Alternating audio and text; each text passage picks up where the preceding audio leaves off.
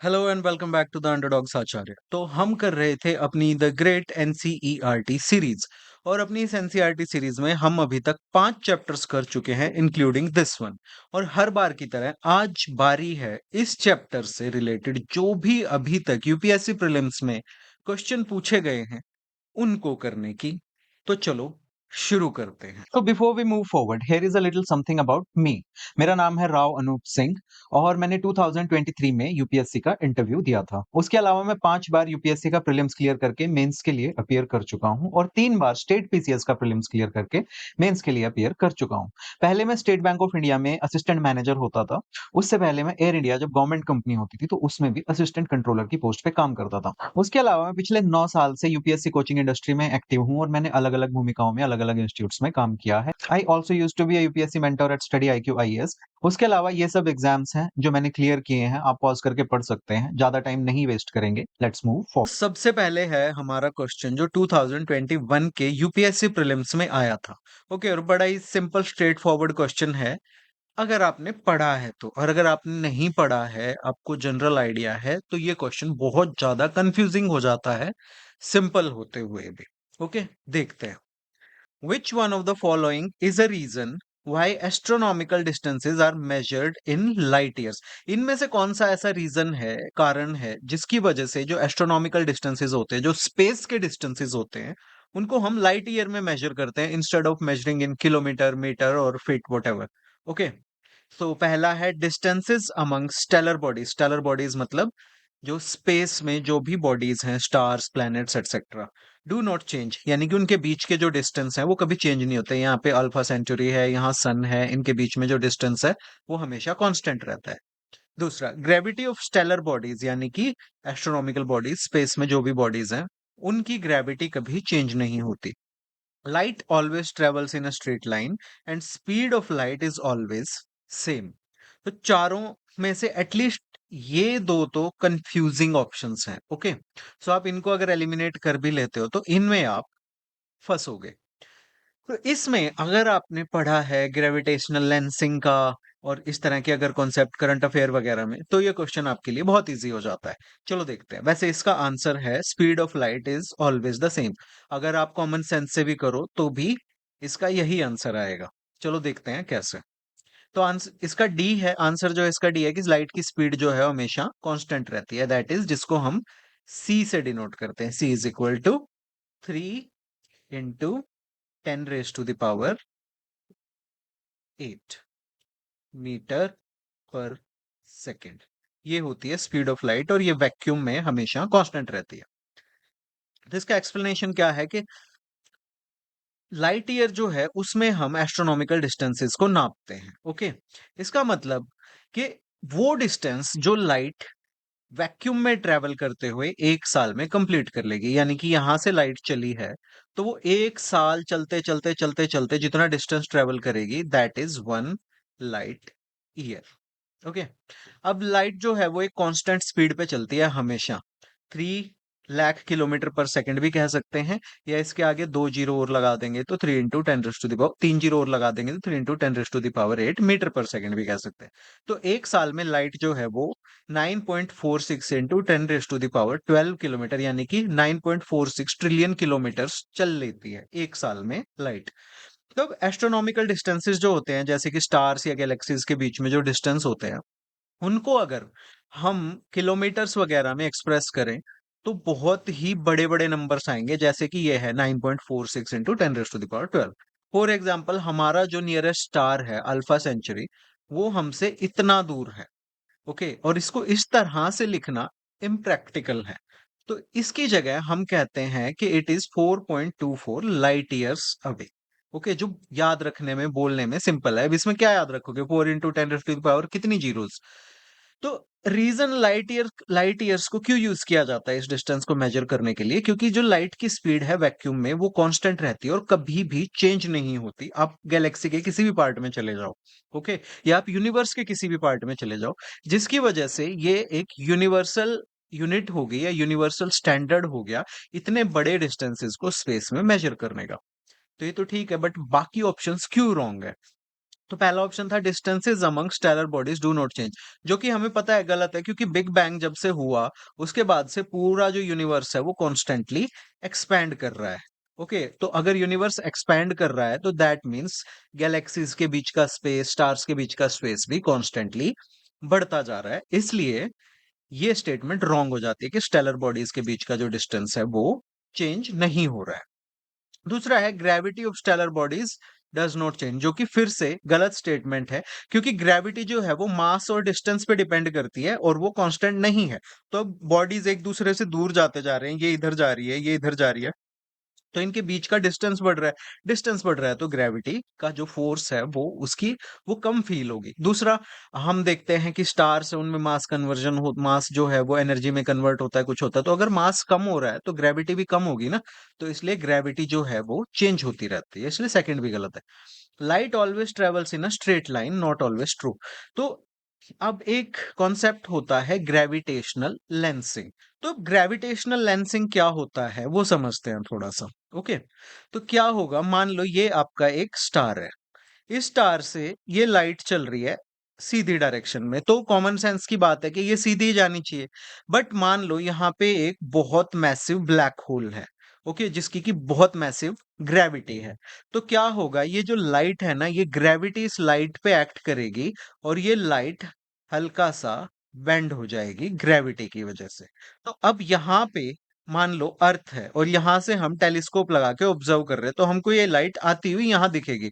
तो हमें लगेगा कि ये लाइट जो है यहां से आ रही है, यहाँ पे ये स्टार है, हमें नहीं पता यहाँ ब्लैक होल है या गैलेक्सी है क्या है जिसकी वजह से लाइट बेंड हो रही है।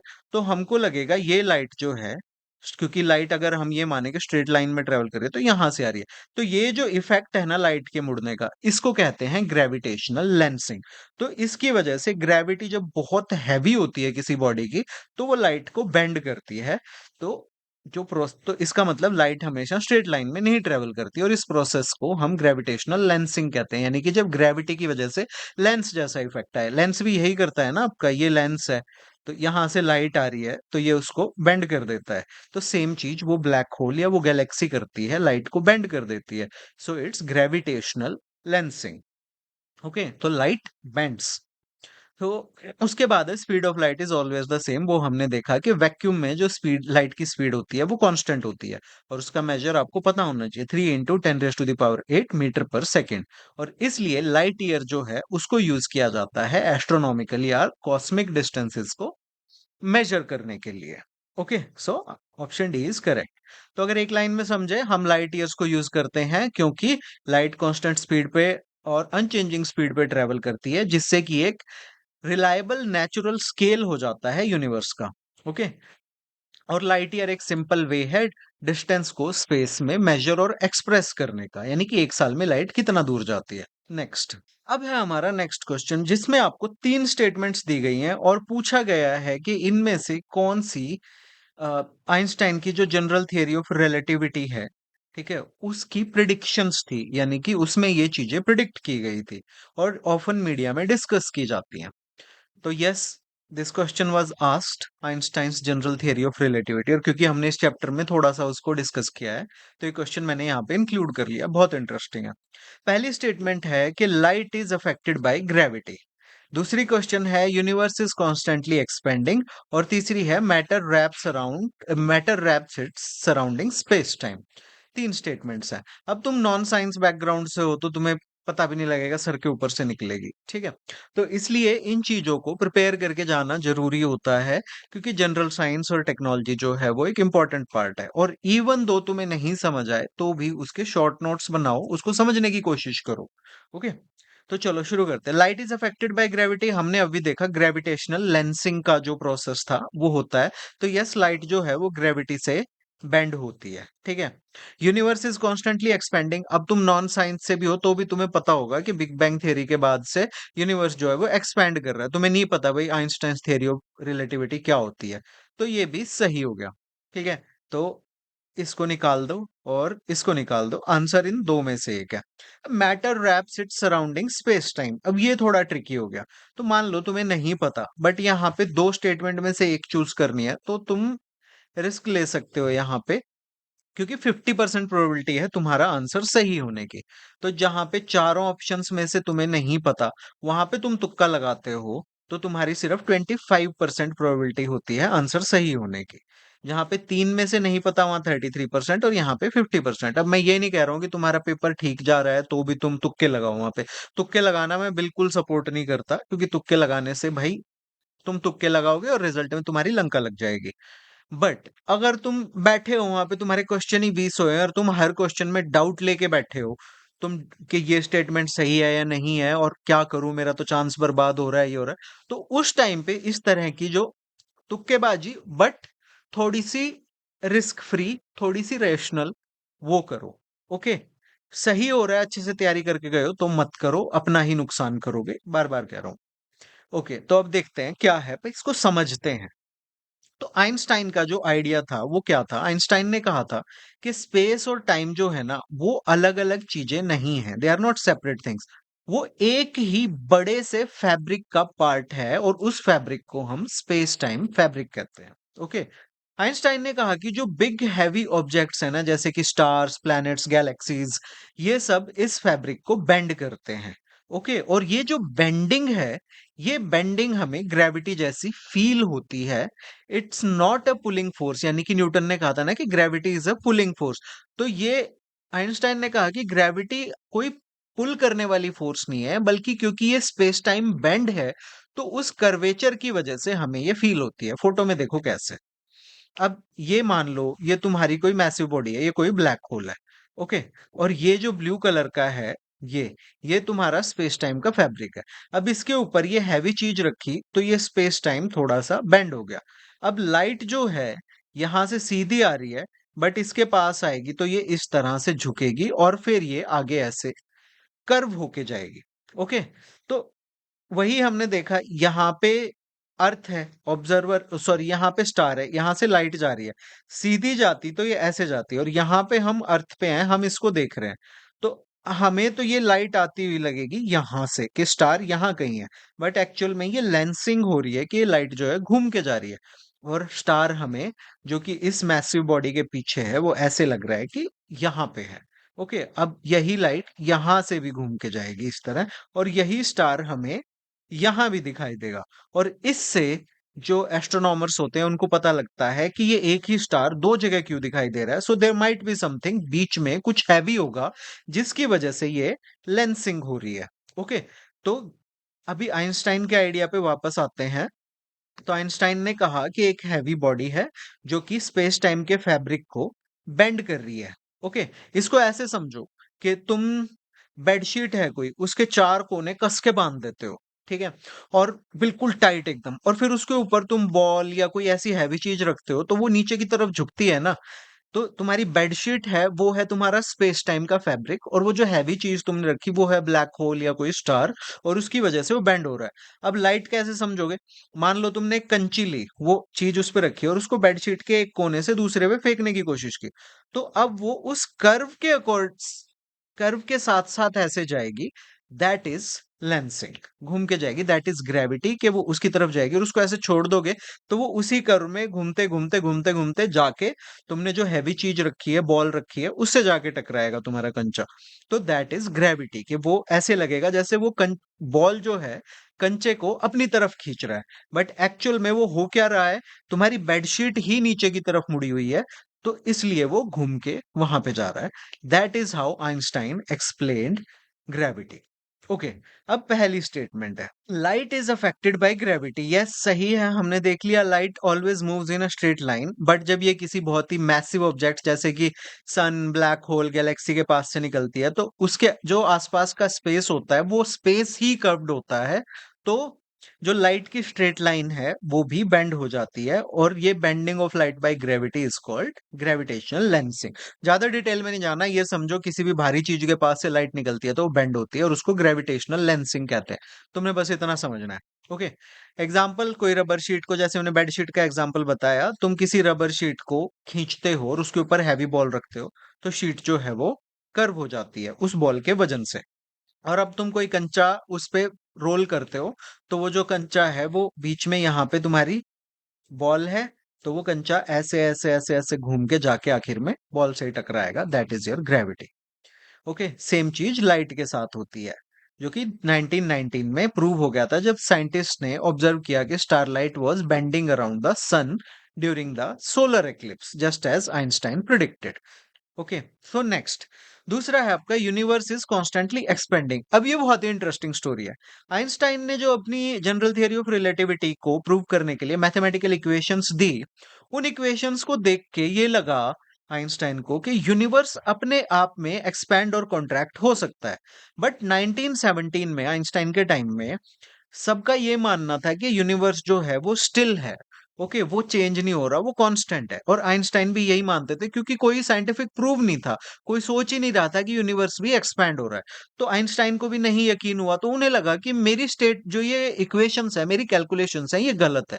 और अपनी कैलकुलेशंस को मतलब रेक्टिफाई करने के लिए उन्होंने उसमें एक कांस्टेंट जोड़ दिया। जैसे हम अ, अपनी मैथ की इक्वेशंस में होते हैं ना, वेरिएबल्स तो होता है एक्स और फिर एक कांस्टेंट होता है, तो कांस्टेंट उसमें जोड़ दिया। उस एरर को ओवरकम करने के लिए ही एडेड ए फिक्स, और उसको उन्होंने कहा कॉस्मोलॉजिकल कांस्टेंट। ओके, बट 1929 में क्या हुआ, एक और साइंटिस्ट थे एडविन हबल, जिनके नाम पे हबल टेलीस्कोप है। उन्होंने डिस्कवर किया कि गैलेक्सीज जो हैं वो एक दूसरे से दूर जा रही है, और जिससे प्रूव होता है कि यूनिवर्स जो है वो एक्सपैंड हो रहा है। Otherwise why would galaxies be moving away. Okay, और अगर दूर जा भी रही है तो कहाँ जा रही है, यूनिवर्स ही एक्सपैंड हो रहा है ना, इसका मतलब तो आइंस्टाइन को ने फिर एडमिट किया कि ओहो, जो मैंने कांस्टेंट ऐड किया था, जो मैंने एरर को रेक्टिफाई किया था, वो मेरी लाइफ का बिगेस्ट ब्लंडर है और मुझे अपनी फाइंडिंग्स पे स्टैंड करना चाहिए था। बट देखने की बात यह है कि even when Einstein was wrong, he was right. और स्टिल अभी भी उनकी थ्योरी जो है, उनकी जो थ्योरी का मैथ है, वो ऑलरेडी अलाउ कर चुका था, यूनिवर्स की एक्सपेंशन को प्रूव कर चुका था। So it was right all along. So yes, Einstein की जो थ्योरी है वो एक्सपेंडिंग यूनिवर्स को सपोर्ट करती है। अब तीसरी स्टेटमेंट है मैटर रैप्स और बेंड्स स्पेस टाइम, जो हमने बेडशीट या रबर शीट वाला एग्जांपल देखा। तो हर ऑब्जेक्ट जिसमें मास है, कोई प्लेनेट है, स्टार है, इवन तुम भी हो, अपने अराउंड जो स्पेस टाइम फैब्रिक है उसको बेंड करते हो। और अब जितना हैवी ऑब्जेक्ट होगा उतना ही ज्यादा आपका स्पेस टाइम बेंड होगा। ओके, सन थोड़ा कम करेगा, अर्थ उससे कम करेगी, ब्लैक होल सबसे ज्यादा करेगा। So other objects move along these bends. अब ये जो दिखाया था ना, बॉल वो लाइट ऐसे करके जाएगी, तो वो उस बैंड के साथ साथ ही चलेगी, और इस मूवमेंट को हम ग्रेविटी कहते हैं। ये ग्रेविटी को समझने का दूसरा तरीका है। न्यूटन ने क्लासिक फिजिक्स में कहा था कि ये फोर्स है, खींचती है, बट आइंस्टाइन ने कहा it's not a force, it's a movement along space time. जो जब स्पेस टाइम कर्व्ड होता है तो वो जो मूवमेंट है वो भी कर्व हो जाती है, और वो हमें ऐसे फील होती है like it's a force pulling something towards itself, जो कि ग्रेविटी है। ओके, सो आइंस्टाइन की फेमस लाइन है, मैटर स्पेस को बताता है किस तरह से कर्व होना है, और स्पेस जो है वो मैटर को बताता है किस तरह से चलना है। Matter tells space how to curve, and space tells matter how to move. So yes, matter wraps its surrounding space time. Okay, so answer is तीनों की तीनों स्टेटमेंट्स सही है। अब है आपका नेक्स्ट क्वेश्चन, जो कि बहुत ही सिंपल क्वेश्चन है, और ये आया था 2007 में। व्हाट इज द एवरेज और approximate distance between sun and the earth. अब ये क्वेश्चन करने से पहले आप एक चीज समझो कि हम बचपन से मानते आए हैं कि अर्थ ऐसे घूमती है सन के अराउंड, बट ऐसा नहीं है। ओके, सो अर्थ और सन के बीच में कोई कांस्टेंट डिस्टेंस नहीं है। ये सन है, और अर्थ की जो ऑर्बिट है वो एलिप्टिकल है। सो जब अर्थ यहाँ होगी तो वो पास होगी, और यहाँ होगी तो वो दूर होगी। इन टर्म्स को क्या कहते हैं, एक पेरिहिलियन होता है, एक एपिहिलियन होता है, बताओ कौन सा क्या होता है, कमेंट्स में बताओ। पास कौन सा, पास होता है तो पेरिहिलियन कहते हैं, एपिहिलियन कहते हैं, और दूर होता है तो क्या कहते हैं। सो ये सीधा इन्होंने डिस्टेंस पूछा है। ओके, आंसर है D, 150 into 10⁻⁶ kilometre, that is this. अब देखते हैं ये कैसे आया। तो average distance between earth and sun हमने अपने चैप्टर में पढ़ा था, उसको कहते हैं 1 astronomical unit, that is 1 AU। अब मॉडर्न मेजरमेंट में देखें, 1 AU is equal to 149.6 into 10⁻⁶ kilometre, जो कि ऑलमोस्ट इक्वल है 150 के। बट अर्थ का डिस्टेंस जो है वो कांस्टेंट नहीं है, बिकॉज अर्थ की जो ऑर्बिट है वो एलिप्टिकल है, जैसे मैंने भी बताया। तो जब ये सबसे पास होती है पेरिहिलियन में तो 147 मिलियन किलोमीटर होता है, और जब ये दूर होती है तो 152 मिलियन किलोमीटर होता है, और इनके बीच में एवरेज 149.6। अब इसको याद रखने का तरीका क्या है पास और दूर को, क्योंकि ये टर्म्स पूछी जा सकती हैं। तो प से पास और पी से पेरिहिलियन। तो जब पास होती है अर्थ यानी कि यहाँ होती है, तो ये होती है पेरिहिलियन, जब सबसे क्लोजेस्ट होती है सन के। और जब फारदेस्ट होती है सन से तो वो होती है एपिहिलियन। तो पी से पास, पास से पेरिहिलियन, याद रखना। सेम मून के लिए होते हैं टर्म्स, वो टर्म्स क्या होते हैं कमेंट्स में बताओ जिसको पता है तो। ओके, अब ये 2008 का ही क्वेश्चन है अगेन। और कैसे क्वेश्चन पूछता था यूपीएससी, अगर एक बंदे की हाइट 6 फीट है, ओके, तो उसको नैनोमीटर में कैसे आप एक्सप्रेस करोगे। अब ये यहाँ पे मैंने इसलिए दिया है क्योंकि एनसीईआरटी में भी हमने कन्वर्जन्स पढ़े हैं कि एसआई यूनिट्स को आप इंपीरियल यूनिट्स में कैसे कन्वर्ट करेंगे। तो वहां पे दिया हुआ है कि 1 मीटर में कितने फुट होते हैं और ये सब होता है, इसलिए ये क्वेश्चन मैंने यहाँ पे डाल दिया। तो अब सबसे पहले तो आपको पता होना चाहिए 1 नैनोमीटर कितना होता है, 10⁻⁻⁻�9 मीटर। ओके, यानी कि 1 और 1 के नीचे 1 और 9 जीरोस, 2 3 4 5 6 7 8 9, यानी कि मीटर का इतना पार्ट जो होता है उसको नैनोमीटर कहते हैं। और 1 फुट जो होता है वो एसआई यूनिट में फिक्स किया गया है कि इज इक्वल टू 0.305 मीटर। अब इसको कन्वर्ट करेंगे, कैलकुलेशन करेंगे, तो आखिर में आपका आंसर आएगा 1.83 इंटू 10⁻⁹ नैनोमीटर। बट आपको पूछा गया है, अ, आपको यहाँ पे दिया गया है 183 इंटू 10⁻⁷ यहाँ पे 9 तो कहीं पे है ही नहीं। तो आप क्या करोगे, इन डेसिमल्स को हटाओगे और 10⁻⁷ इस तरह से। अभी पूछते नहीं है, बट क्या पता, वी नेवर नो, क्या पूछ लें। फैक्चुअल क्वेश्चंस में डाल भी दें, मन करे उनका कुछ भी पूछ सकते हैं। ओके, क्या बोलोगे तुम कि नहीं नहीं ये कैसे पूछ लिया, यू कांट से। ओके, सो अब ये है, ये इंटरेस्टिंग क्वेश्चन है। लिस्ट वन को लिस्ट टू से मैच करना आता था, बट अभी क्या करते हैं, इसके सामने ये दे देते हैं और बोल देते हैं बताओ राइट है या रॉन्ग है। तो आपको इसमें इन्वेंशन दिया है एंशियंट इंडिया की और स्कॉलर दिए गए हैं। पहला है time taken by earth to orbit, मतलब ये किसने खोजा एंशियंट इंडिया में। Calculation of value of pi, invention of digit zero, and the game of snakes and ladders. Ladders गायब हो गया। ओके, यहाँ पे 4 नाम दिए हैं आपको एंशियंट इंडियन साइंटिस्ट्स के, आर्यभट्ट, बौद्धयान, भास्कराचार्य, और ये संत थे ज्ञानदेव। ओके, तो देखते हैं क्या है। So time taken by earth around sun, ये ढूंढा था आर्यभट्ट ने 5th सेंचुरी सीई में।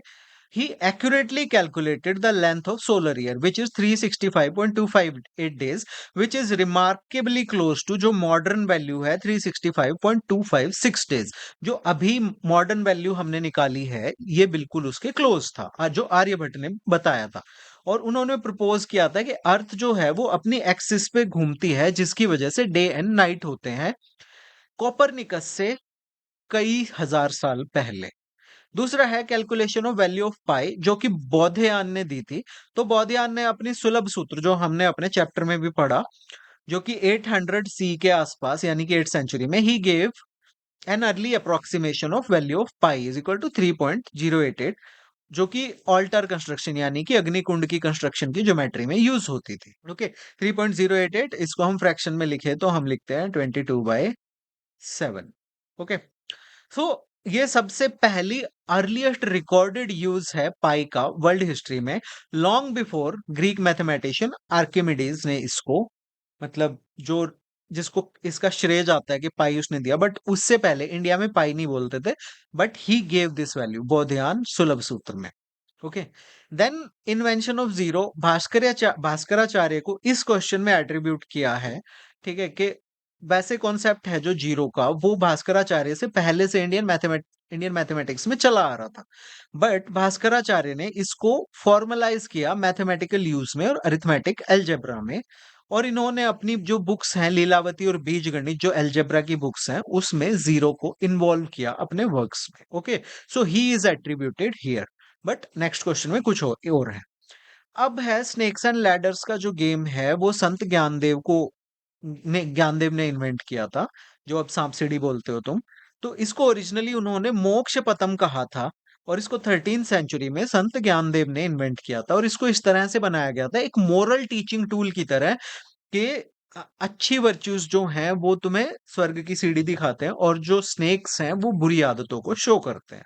सो time taken by earth Aryabhata, value of pi Baudhayana, invention of zero Bhaskaracharya and snakes and ladders Sant Gyandev. अब एक थॉट एक्सरसाइज है, सोचने की बात है।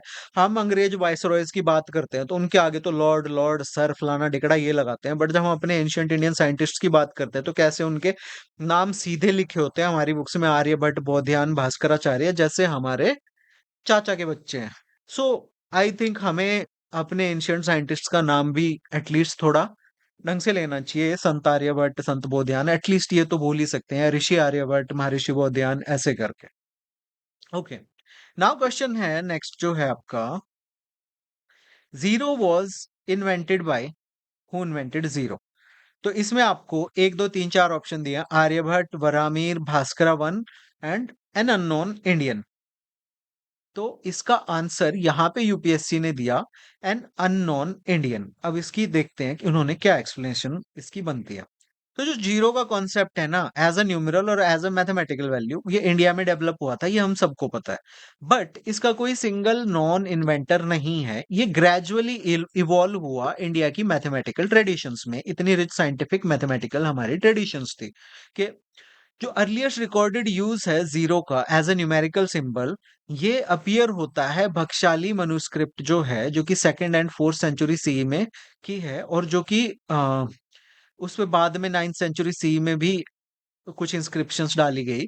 तो उसमें हमें इसका पहला यूज मिलता है। बट जो स्कॉलर्स हैं आर्यभट्ट, ब्रह्मगुप्त, भास्कर, उन्होंने इसको फॉर्मलाइज करने में और मैथमेटिकल कैलकुलेशंस में और इनमें इंक्लूड करके इसको फॉर्मलाइज किया, ऑल्दो इन्वेंशन किसी अननोन इंडियन मैथमेटिशियन ने ही किया था। Zero as a place holder and numerical digit, छोड़ो ये, हाँ ये है इंपॉर्टेंट।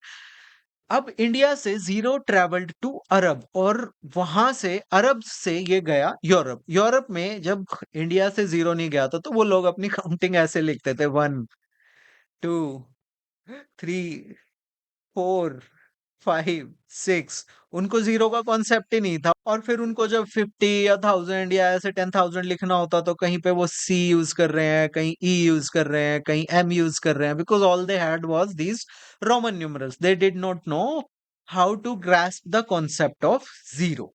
ओके, तो वो इंडिया से अरब गया और अरब से फिर वो यूरोप गया, तब उनको समझ आया अच्छा ऐसे भी कर सकते हैं। और जिनको अभी अरेबिक न्यूमरल्स कहते हैं, 1 2 3, जो फॉर्मल न्यूमरल्स हैं, जिनको इनको अरेबिक न्यूमरल्स कहा जाता है, these are actually Indian numerals, जो कि इंडिया से अरब ट्रेवल किए, इंडिया से जो सीख के गए एंड ट्रेडर्स से, स्कॉलर्स से, एंड देन वहां से they travel to Europe. Okay, but Europe वालों को लगा अरब से आए, so they started calling them Arab numerals, और अभी भी सैडली ट्रेजिकली इनको अरब न्यूमरल्स ही कहते हैं। अभी कुछ क्वेश्चंस हैं जो मुझे इंटरेस्टिंग लगे स्टेट पीसीएस के, और मैंने इसमें डाल दिए, and I think you should know. बहुत सिंपल क्वेश्चन है बट पूछ सकते हैं, और पूछ लेंगे तो तुम अटक के ना बैठो इसलिए। तो उत्तराखंड पीसीएस 2016 का क्वेश्चन है, 1 नैनोमीटर इज इक्वल टू, तो सिंपल सी बात है, N four nano, N four 9 और एन फोर 9, तो 10⁻⁻⁹ -9 सेंटीमीटर तुम्हारा लगाने का मन करेगा, ठीक है। बट यहाँ पे ट्रिक क्या है कि नैनोमीटर इज 10⁻⁻⁹मीटर्स। अब तुम इस मीटर से सेंटीमीटर को कैसे एडजस्ट करोगे? तो 1 मीटर में 100 सेंटीमीटर होते हैं, ठीक है। तो अब उसको एडजस्ट करने के लिए तुम क्या करोगे, इसको 10⁻⁻�9 को 100 से मल्टीप्लाई करोगे। 100 से मल्टीप्लाई करोगे तो ये हो जाएगा 10⁻⁻⁷। तो 10⁻⁻⁷ centimetre is your answer. Okay, तो ऐसे क्वेश्चन देख के एकदम एक्साइट नहीं होते कि अरे अरे ये तो आता है, मेरे को लगा देता हूं अभी। गलत हो जाता है। पूरा सही से पढ़ो ताकि तुम्हारी ऐसे बच्चों वाली गलतियां ना हो। अब light year is a unit of, ये क्वेश्चन मैंने इतने बच्चों का गलत होते हुए देखा है ना, इतना स्टूपिड सिली क्वेश्चन है फिर भी गलत होता है। लाइट ईयर देख के एकदम से टाइम लगा देंगे, स्पीड ऑफ लाइट लगा देंगे, बट एक्चुअल में it is a unit of distance. ठीक है? सो आंसर इज़ ए, और ये इतने पेपर्स में ये क्वेश्चन पूछा जा चुका है अभी तक, और में भी पूछा होगा, ये मुझे पता है। 1, 2, 3, 4, 5, 6, 7 पेपर्स में ऐसे का ऐसे ये क्वेश्चन पूछा जा चुका है। और इसका आंसर सिंपल है, it is a unit of distance. Distance याद रखो, डिस्टेंस, गलती नहीं करना। Okay? So these were your questions, और इस लेक्चर की पीडीएफ आपको इस टेलीग्राम चैनल पे मिलेगी, जिसका क्यूआर कोड ये है। लिंक भी आपको डिस्क्रिप्शन में दे दिया जाएगा, आप वहां से जाके ज्वाइन कर सकते हैं। So you are watching the underdogs Acharya. Like करो, शेयर करो, सब्सक्राइब करो, क्योंकि अभी आपका लाइक ही मेरी कमाई है। अपने दोस्तों के साथ भी शेयर करो। Thank you for watching, have a great day.